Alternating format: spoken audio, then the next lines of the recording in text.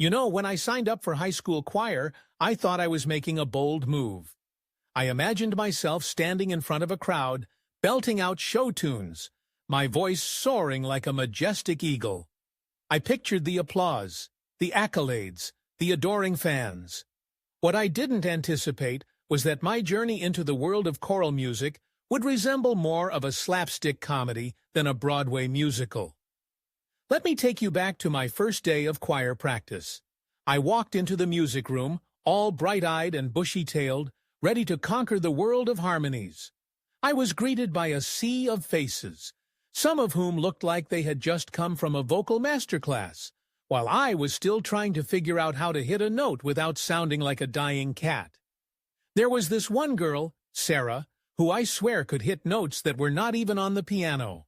I stood next to her, and suddenly I felt like a kazoo in a symphony orchestra.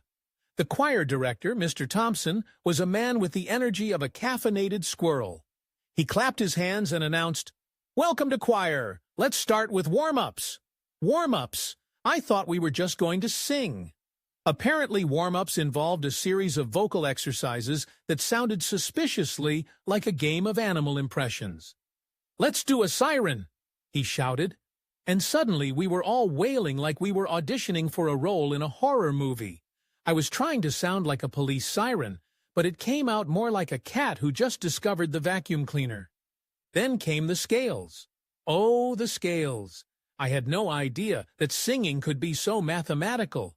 "Do, re, mi, fa, sol, la, ti, do," Mr. Thompson bellowed, and we all echoed back like a bunch of confused parrots.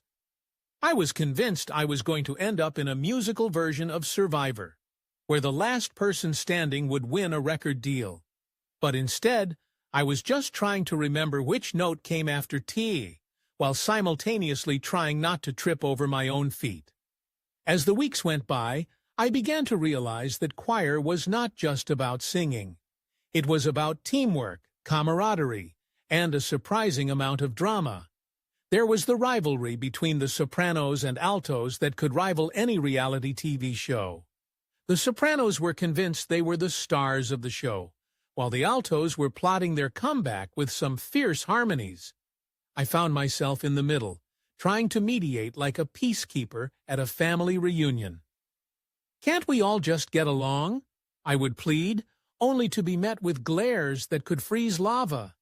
And then there was the annual choir concert, the moment we had all been waiting for, where we would showcase our hard work and dedication.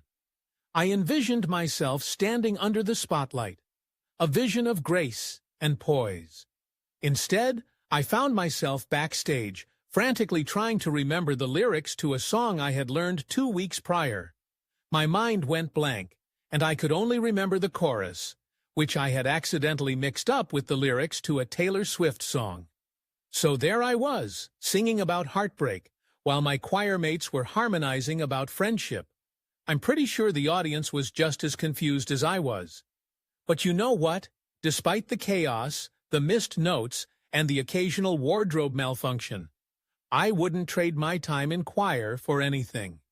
I learned that it's okay to be a little off-key sometimes, that laughter can be the best harmony, and that the real magic happens when you embrace the absurdity of it all.